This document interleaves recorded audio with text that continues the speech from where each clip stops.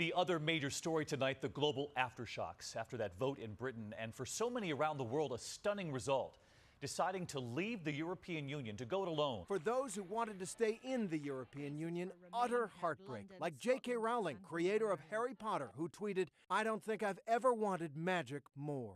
And Scotland will seek independence now. But it was sweet, sweet victory for those like Nigel Farage, whose right-wing party fought for this moment for years. The sun has risen on an independent United Kingdom. But what happens next is that Britain and Europe must now negotiate a complicated and painful divorce. There's hundreds of billions of dollars, thousands of laws that need to get sorted out. Britain wants to go slow on that, but today European leaders say they want Britain out for good as soon as possible. Tourism is one of the areas that could be affected by Brexit. As example, the Brexit could jeopardize the free movement and affect the flow of trade and travel. As tourism and travel in the EU has been facilitated by the free movement of goods and services, and the Brexit will obviously put an end to it. In the event of Brexit, it's likely that EU-orientating regulations that benefit and protect traveling consumers would need to be replaced with parallel UK-originated regulations to ensure that consumer confidence is maintained. If the Brexit leads to more radical disintegration in the Union, the border checks might be reintroduced, then as the Schengen arrangement, under which the control of those crossing borders between most of the members of states have been removed, will presumably end. That will shock the EU in the long term. The financial protection arrangements for package holidays ensured by the UK law under the EU Directive 192. These rules have been put into place by UK to implement European directive, so that your holiday is booked in Europe will be covered by these regulations and consumer rights will be protected. The Brexit might affect these regulations that we can't predict now. The UK regulations don't apply, however, to the packages sold to the other countries. These regulations make 2 months of your business to package sales. The company selling the package to the consumer must have guaranteed that the consumer gets a refund or the holiday they purchased. If the consumer is on vacation at the time of default, the seller must guarantee consumer repatriation. Another of the main points that EU have in this legislation on impact on the UK is that was a requirement for even higher standards of bathing water quality and the shaming of countries which were not meeting them. Therefore, without the pressure from the European Union, it could negatively impact on the condition of beaches in the United Kingdom. The other point could be said that the inward tourist industry is concerned about any more onerous visa requirements for visits that will produce a reduction in number of visitors to the United Kingdom. There is no prediction that what happen because there is already strict requirements for visa from countries outside the European Union, and the further strictment of this visa regime, even on the European Union, could have a huge impact on tourism as a whole. But let's talk about the positive effects as well. We could say that in this area that we can predict, the positive would be some things that won't change or have positive impact. However, I couldn't see very large positive impacts from the Brexit on tourism, as it's shock for tourism as area overall. And we could say that the existing package travel directive of 1990 that was introduced into English law is a positive area that won't change, as it puts severe limits on operators' ability to charge more money for the package travel, which therefore making consumers in a quite safety area for the package travel. Furthermore, the law it stands now This package travel regulations 1992 that was mentioned earlier in negative statements that I suggested might change. The key word is might, as now it will stay on statute book even as we leave. However, whether we not now decide to push forward new package travel or remain the same remains to be seen. But the collapse of the low-cost holidays on July 15 has shown a gaping hole in financial protection. And the last point could be said, or from the positive, is that the weaker pound attracts more visitors to United Kingdom, as visitors can spend more of their earnings in other currencies they earned in their home countries. And now I will talk about Brexit's impact on recycling. Recycling is a very important aspect, as waste has a huge negative impact on the natural environment, and the environment is vital for us. Therefore, it is a must to think about how Brexit affects recycling. In terms of legislation, UK follows the EU Waste Framework Directive, which sets a hierarchy for how waste should be managed. It includes a key definition of waste, which introduced polluter pays principle and extended producer responsibility, and sets a target for recycling by 2020. Its target is UK reach 50% of recycling rate. EU legislation has been a key driver behind the UK's rapid progress on sustainable resources and waste management over the last 2 decades. Not to mention that recycling rates has increased 34% in UK in 17 years.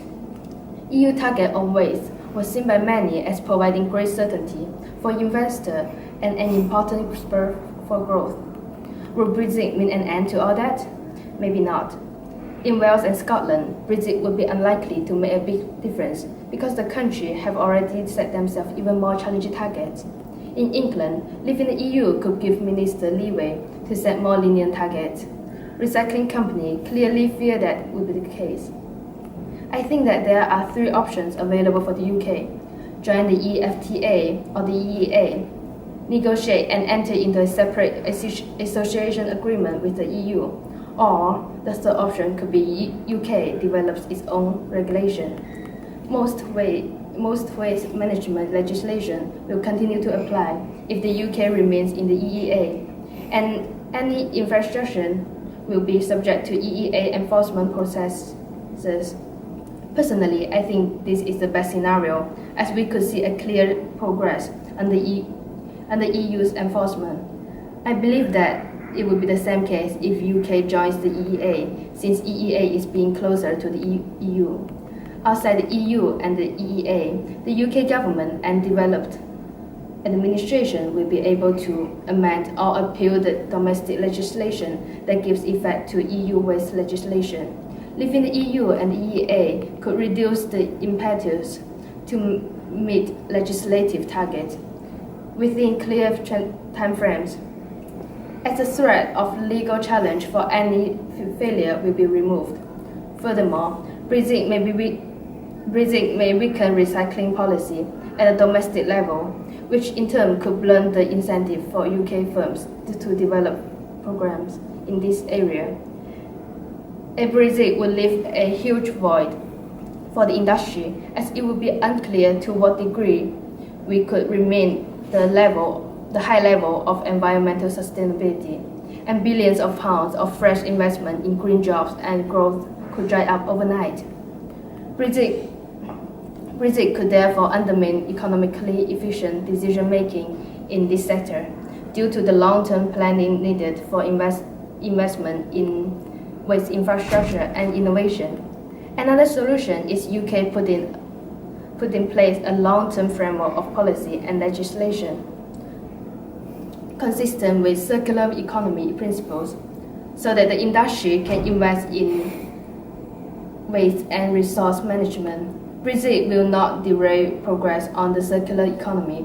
This may be an area where different governments across the UK diverge to a greater extent in future approach. For example, the Scottish government introduced its own national circular economy strategy in February 2016, in advance of any EU-wide approach. I think the best scenario is to join EEA and put in a legislation of waste management would be less good off. And now I'm going to talk about the key implication of the agriculture and the fishing industry. For the agriculture part, there's some key implication after the UK exit the European Union.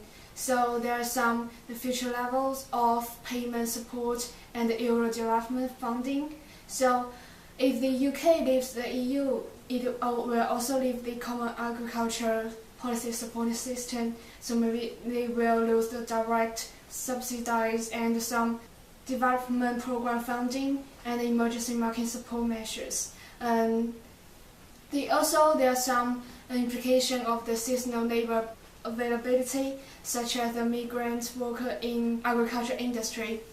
And for the UK, the best case, the Prime Minister, she just commit and she will try her best to keep agreement with the European Union to protect the British farmers' benefits for the some farming subsidies and the trade policy with the EU. But for the worst case, the UK maybe need a whole new trade model with the European Union, but the UK government hasn't outlined a possible plan B for the agriculture in the event of the UK exit EU. But even though the Prime Minister, she will try her best to keep the benefit as same as the UK within the European Union. So the time frame to negotiate the benefits with the EU maybe will increase uncertainty for those business, which the business, they don't really like the uncertainties. So for the fishing industry, UK and the EU, they're under the common fishery policies. Under these policies, which the fishing sector in UK contributes about 426 million to UK's GDP and employed around 12,000 fishers. So, and this policy may include the following areas. First is the fishers management.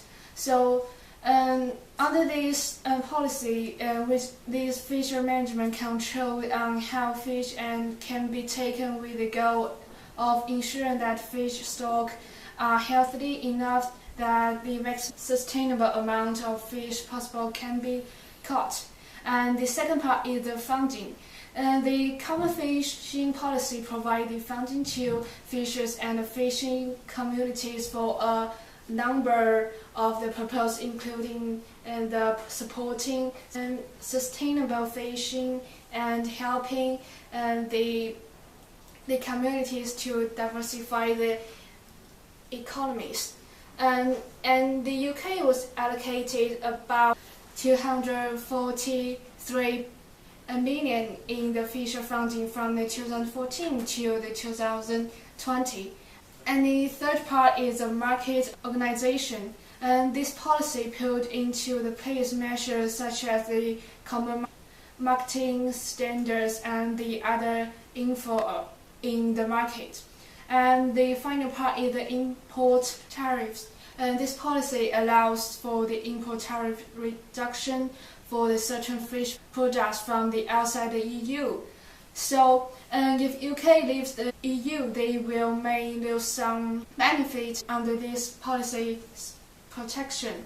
So, for the Brexit will bring some possible implication for UK fishing industry, such as they may trade off some rights in order to obtain access to the EU sea areas or access to the EU market for fishing products. And they also need for a new mechanism to enable the UK to negotiate and agree annual fishing quotas with the EU and the other countries.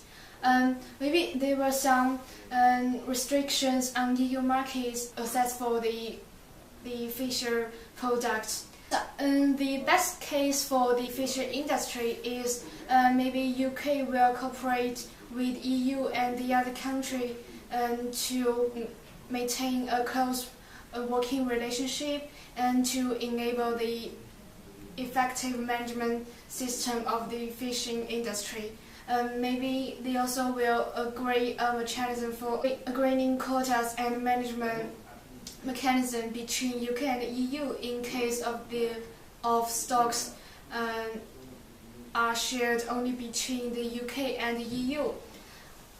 So for the worst case in the fishing industry, maybe the UK government will introduce a whole new fishing policy and management system.